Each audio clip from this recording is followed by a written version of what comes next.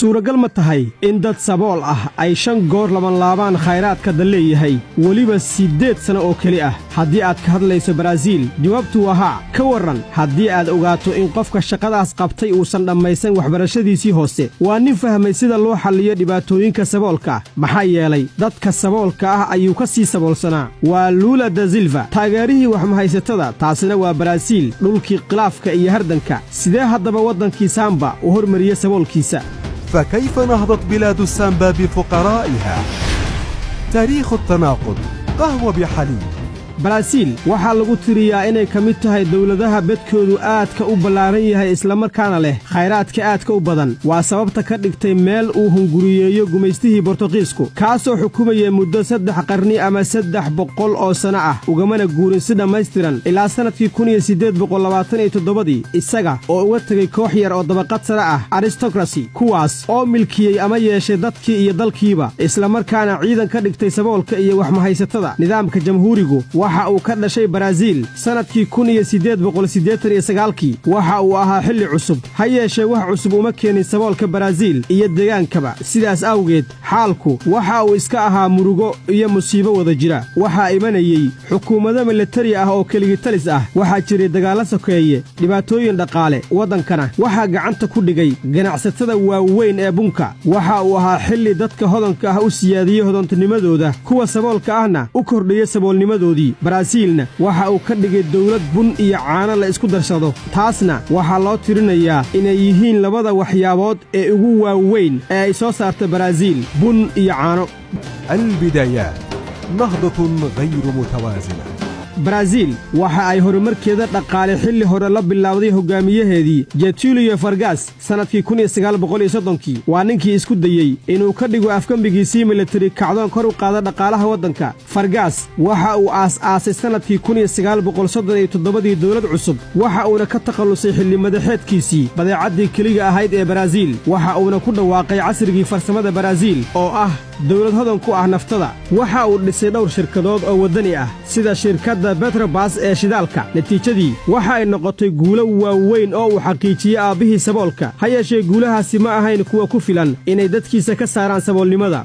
السنوات الذهبية 50 سنة في 5 سنين sanadkii 1956 waxaa talada Brazil qabtay nin muddo dheer ku jiri doono xusuusta dadka Brazil magaciisu waa Juscelino Kubitschek halku dhigiisuna waxa uu ahaa 50 sano oo ku jirta 5 sano Kubitschek waxa uu ku guuleystay inuu u rago Brazil dawlad farsamo oo miisaan leh aad ayay ugu hormartay xilli madaxeedkiisii farsamaynta baabuurta doomaha iyo farsamada culus waxa uu ka faa'iideystay kheyraadka biyaha wadanka oo aad u weyn si uu u dhiso xarumaha laga dhaliyo awoodda korontada ama layrka iyada oo la adeegsanayo biyaha waxa uu dhisay jidadka waaweyn ee dhaqsaha badan isaga oo isku xiray Brazil geeska gees Juscelino waxa uu ka raray caasimadii wadanka magaalo xeebeedka Rio de Janeiro isaga oo u raray magaalada Brasilia oo dhacda bartamaha wadanka ujeedkuna waxa uu ahaa in jihaynta horumarinta loo jeediyo gudaha Braziliga saboolka ah magaalada Brasilia oo UNESCO u aqoonsatay inay tahay magaalo leh dhaxal dhaqameed caalami ah waxa dhisay injineeradii dhismaha ee Brazil iyaga oo u naqshadeeyay qaabka diyaaradda si ay u noqoto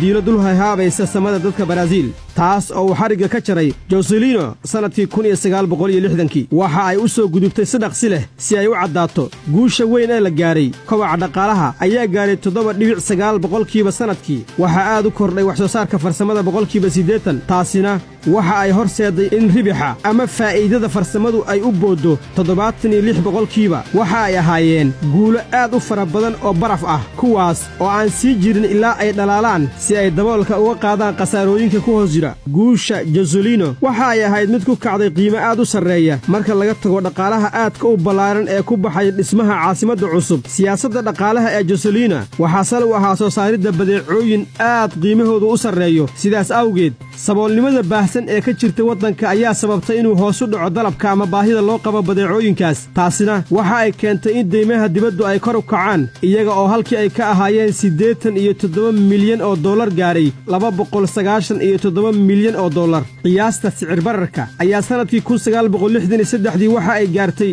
81% sidaas awgeed wadankii oo dhan waxa ku baahay isku dhac iyo rabsho natiijadiina waxa ay noqotay inuu sii ballaarto godkii gunta weynaa ee u dhexeeya dabaqadaha hodanka ah iyo saboolka ee Brazil markii uu talada qabtay Jawaab Goulart waxa uu isku dayay dib u soo celinta miisaanka dhaqaalaha waxa uu la yimid siyaasad bulsho oo ku wajahan kor u qaadida dhaqaalaha dabaqada hoose waxaase lagu kiciyay eedan la xiriira hanti wadaag ama shuuciyad xilligii uu socday dagaalkii qabooba kadibna afgambi ayaa dhacay sanadkii 1964 waxaana awoodda ku soo noqday militarigii dhaqaalaha Brazilna waxa uu sii waday kobac gaaray qiyaastii 10% sanadkii sidaas oo kalena waxa sii fiday ama sii balaartay faraqa u dhaxeeya saboolka iyo hodanka qorshaha xukunka militarigu waxa uu sal ka dhigtay taageeridda dabaqada hodanka ee waddanka taas oo aan ka ahayn deegaanka wax ka badan 10% sababtoo ah militarigu waxa uu rumaysnaa in dabaqada hodanku kordhin karto dalabka ama baahida badeecooyinka sidaas awgeedna ay farsamadu heli doonto firfircooni ha yeeshee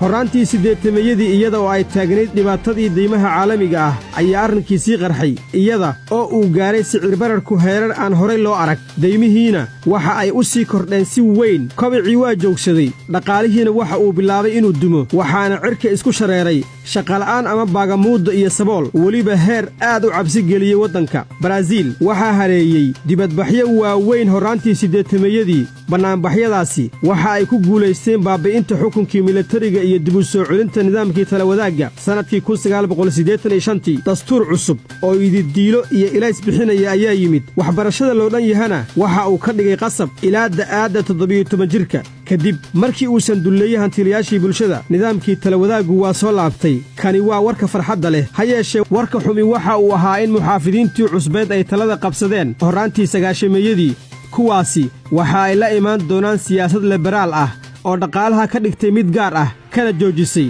taageeradii dhaqaale dadka saboolka ah Brazilna ku sii hoos haysay naxariista deymaha sanduuqa lacagta adduunka iyo siyaasadihiisa qalafsan waxa uu ahaa xaalkii dhalay musiibo dhaqaale oo sababtay sicir barar gaaray 3,000% 1993 بوادر العدالة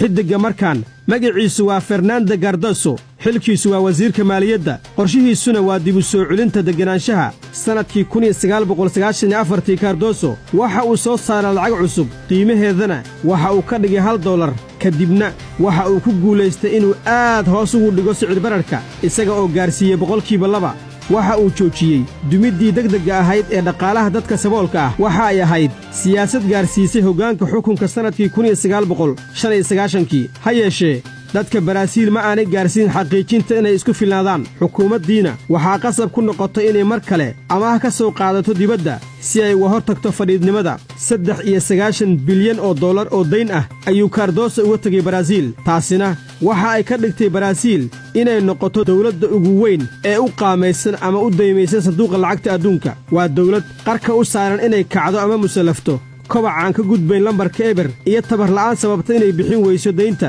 saboolnimo gaartay dagaag oo ay soo hor fadhiyaan koox si xun u xoolaysatay haddaba Brazil waxa ay u baahan tahay xal kacdoon ah iyo nin ku fakaraya wax ka baxsan waxa la isku hayo زعيم من الفقراء لكل البرازيليين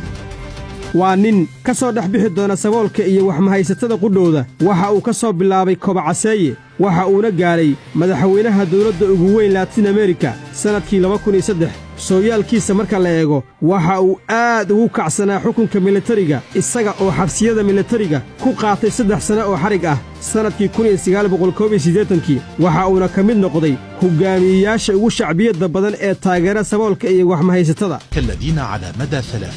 kuwaasi waa kuwii muddo 30 sano ah sumcaddooda ugu iibinayay adduunka sida in ay ilaahyo yihiin hadda waxa ay magangelayaan dawladda si ay u badbaadiso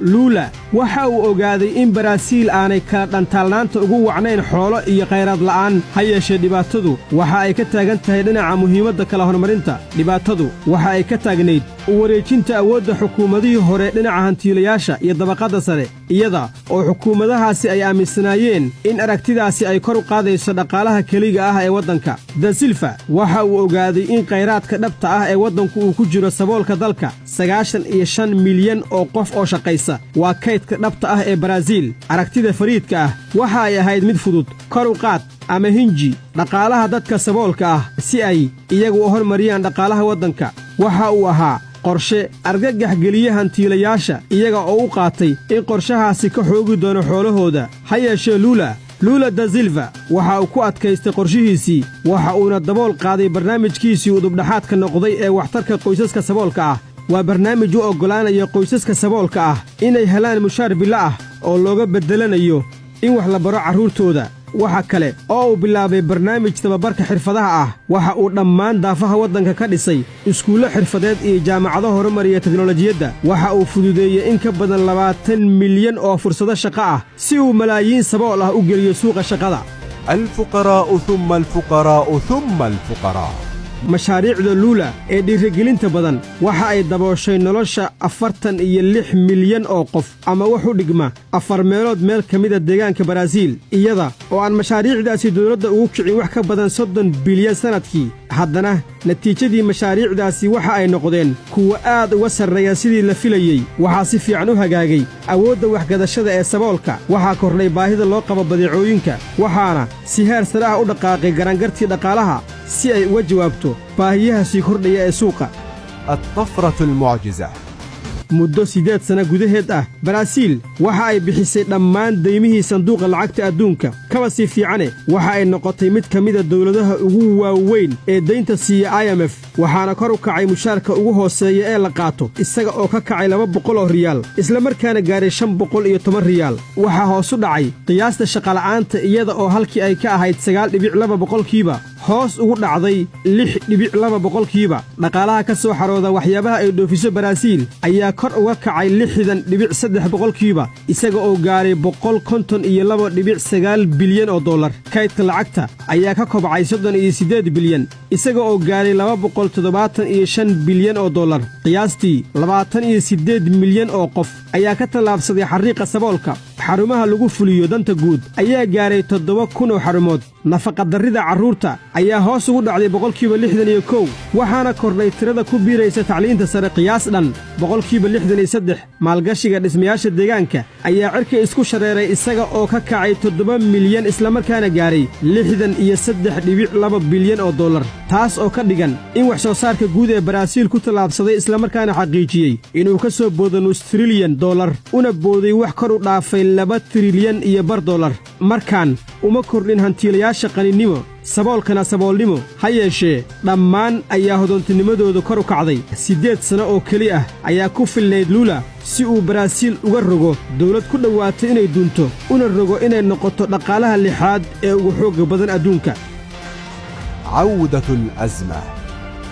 sanadkii 2010 ayuu dhammaaday xilli madaxeedkii luula da silva waxaana dalka inay hoggaamiso loo doortay ku-xigeenkiisii dilma vana rosef madaxweynaha cusub waxa ay raacday jidkii da silva ha yeeshee kuma karti iyo garaad dhammayn sidaas awgeed waxaa dib u laabtay kobicii dhaqaalaha waxaana hoos u dhacay wax soo saarkii guud ee dalka xoolo fara badanna waxaa lagu bixiyey martigelintii ciyaartii koobka adduunka waddankiina waxaa hareeyey bannaanbaxyo waaweyn arrintiina waxa ay ku dhammaatay in ay iscasisho rosef sannadkii 2016 iyada oo loo tirinayo inay dhaceen arrimo musuqmaasuq dhacdooyinkaas musuqmaasuqo sidoo kale waxa ay eryan doonaan luula da silva kaasoo lagu xukumi doono xabsi muddo 9 sano ah ha yeeshee silva waa diiday inuu isdhiibo waxa uuna shaaciyey inuu gelayo tartanka doorashada sannadka 2018 dadka oo dhan waxa ay sugayeen mar kale guusha ninka haysta shacbiyadda ugu badan uguna ballaaran ee waddanka weliba si aqlabiyad ah sida ay muujisay ra'yi aruurin la sameeyey ha yeeshee